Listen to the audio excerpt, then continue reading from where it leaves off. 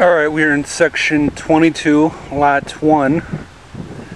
Coming up to the gravesite of one, Frank J. Navin, born on April 22nd of 1871 and dying on November 13th of 1935. He was one of the original Major League Baseball team owners of the Detroit Tigers baseball franchise. Let's see here. This happened at the turn of the century, pretty much in the late 1800s, 1899, 19-teens era. The former Tigers Stadium, before it was known as Tigers Stadium, was named Navin Field. So, and this is pretty much all the information I have on Frank Navin. That he was the owner, one of the original owners of the Detroit Tigers baseball team franchise. Alright, we are in section 25, lot 104, grave 6. Coming up to the gravesite of one, Steve Gromick, born on January 15th of 1920 and dying on March 12th of 2002. Steve was a Major League Baseball pitcher. He played 17 seasons with the Cleveland Indians and Detroit Tigers combined. He was right-handed pitcher. He relied on a fastball change and knuckle curve to win 123 games, used mostly as a relief pitcher in 1948, going 9-3 games with a 2.84 average.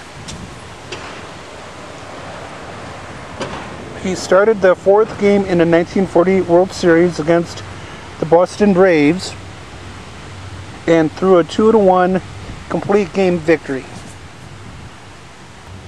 The Indians went on to win their 2 World Series championship titles. Alright, now the other thing is, I would like to mention a picture taken of him hugging black player Larry Doby was cherished by both players and eventually broke the color barrier, being in the national sports leagues, I guess, from the black and white players. Now the other thing I would like to mention is that Steve started his career as a shortstop, but a sudden injury made him switch to the pitcher's mound. He started with the Indians in 1941 after going 14-2 in the Michigan State League, and had in the Michigan State League. Let's see here. He had a career high win of 19-9 in 1945, and went 45-41 over 5 seasons with the Detroit Tigers. While with the Detroit Tigers, he had an 18-16 average game average win, I believe, in 1954. Retiring in 1957, in a 17-career span with 447 games played, he accumulated a 123 over 108 win-loss record with 23 saves, 904 strikeouts, and a 3.41 average.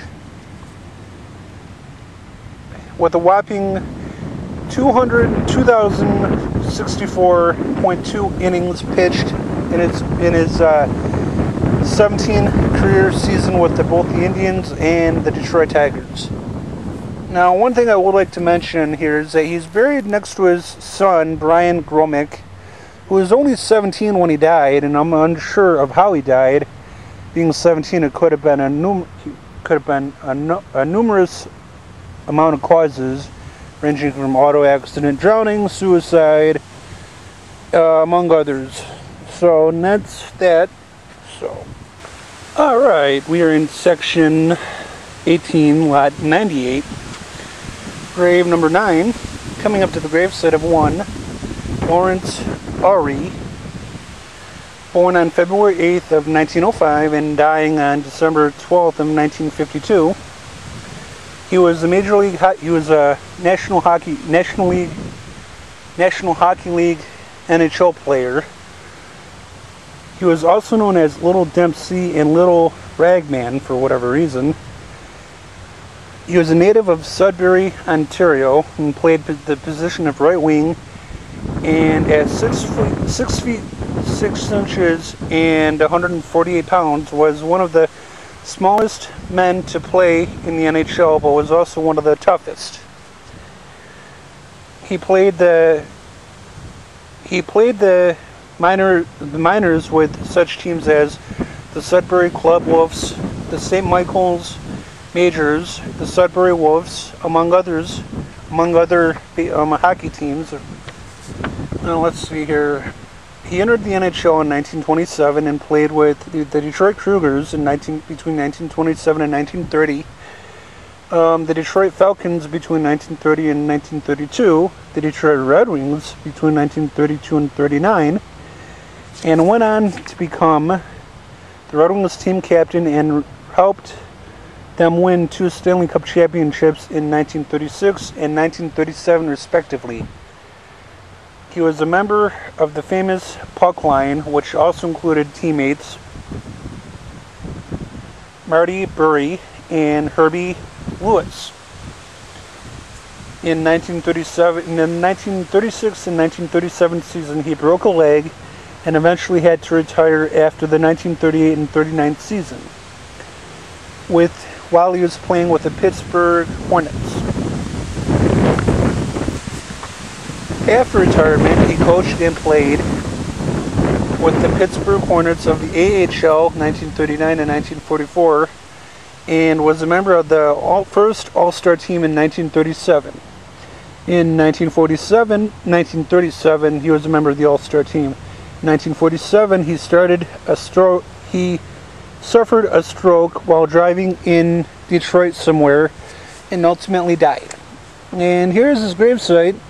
And it appears he's buried with several relatives of his. So, and that's that. Alright, we are in section 27, lot 122, in grave 1. Coming up to the gravesite of 1, Richard Dick Raditz. Born on April 2nd of 1937, and dying on March 16th of 2006. Says here 2005. He was a Major League Baseball player. He was a pitcher with the teams Boston, Cleveland, Detroit, Chicago Cubs, and Montreal. He had 52 wins and 42 losses over his career. He had 122 saves. He had an average of 3.13 and made the All-Star team in 1963 and 1964. He struck out Mickey Mantle a total of 12 times in 16 at-bat competitions. He holds the record for most strikeouts in a season by a relief pitcher, which he was, with 181 in 1964. With 181 wins, I believe, in 1964. And this is pretty much the only information I have on him at the moment. So I'm unsure of who these people are that are on both sides of him, on the left and the right. But this is all the information I have on him at the moment.